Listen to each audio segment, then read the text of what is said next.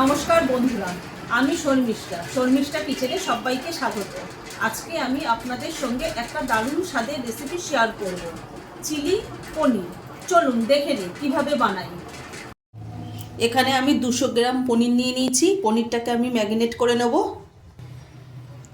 আর এখানে আমি একটা বড় সাইজের ক্যাপসিকাম নিয়েছি। ক্যাপসিকামগুলোকে এরকম চৌকো করে কেটে নিয়েছি। এখানে একটা বড় সাইজের পেঁয়াজ নিয়ে এসেছি। পেঁয়াজগুলোকে এরকম চৌকো করে ওর একটা একটা করে পাপড়ি ছাড়িয়ে নিয়েছে। আর এখানে আছে 3টে রসুনগুলোকে আমি ছোট ছোট টুকরো করে নিয়েছি। এখানে আছে 6টা কাঁচা লঙ্কাগুলোকে আমি টুকরো করে নিয়েছি। এবার আমি পনিরটাকে ম্যারিনেট করে নেব। আমি পরিমাণ মতো নুন দিয়ে দেবো পনিরের মধ্যে। অল্প একটু গোলমরিচ গুঁড়ো দিয়ে দেবো। অল্প একটু জিরে গুঁড়ো, অল্প একটু ধনে গুঁড়ো, আর অল্প একটু গরম মশলা গুঁড়ো দিয়ে দেবো। 2 চামচ কর্নফ্লাওয়ার দিয়ে দেবো।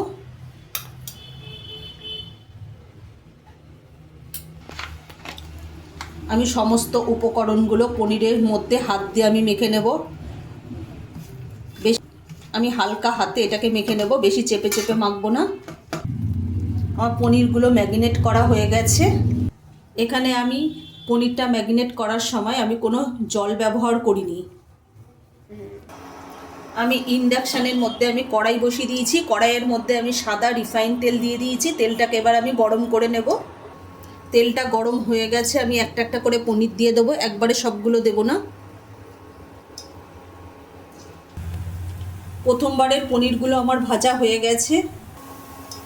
আর বাদ বাকি পনিরগুলো আমি এখানে কড়াইতে দিয়ে দিয়েছি। এগুলোকেও আমি এরকম প্রথমবারের মতো লাল লাল করে ভেজে আমি তুলে নেব। সমস্ত পনির আমার ভাজা হয়ে গেছে। পনির ভাজার তেলের মধ্যেই আমি এখানে যে রসুনটা কুচি করে রেখে দিয়েছিলাম সেটা আমি দিয়ে দেবো।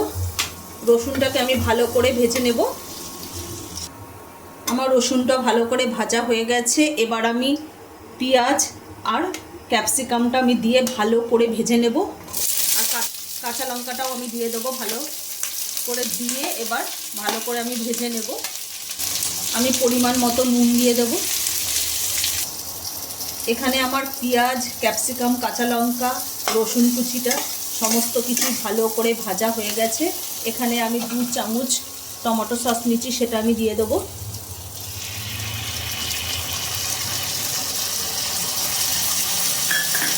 আর 2 চামচ সয়া সস, সেটাও আমি দিয়ে দেবো।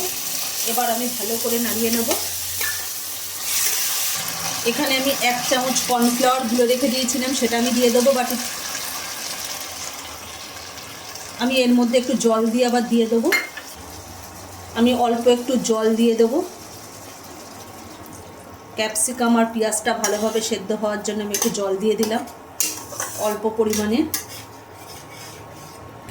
ক্যাপসিকাম আর পেঁয়াজটা ভালোভাবে সিদ্ধ হয়ে গেলে আমি পনিরগুলো দিয়ে দেবো।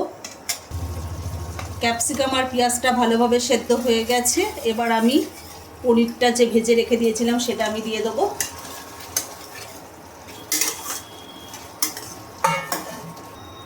ওপর থেকে একটু হাতে ম্যাশ করে আমি কসুরি মেথি ছড়িয়ে দেবো। এবার আমি ভালোভাবে নাড়িয়ে নেব। আমার চিলি পনির একেবারে রেডি। এবার আমি নামিয়ে নেব। আমার চিলি পনির একেবারে পরিবেশনের জন্য রেডি। আচ্ছা, যদি আমাদের এই চিলি পনিরের রেসিপিটা যদি ভালো লেগে থাকে তাহলে লাইক, কমেন্ট, শেয়ার এবং সাবস্ক্রাইব করতে ভুলবেন না। আর অবশ্যই এভাবে বাড়িতে বানিয়ে খেয়ে দেখবেন।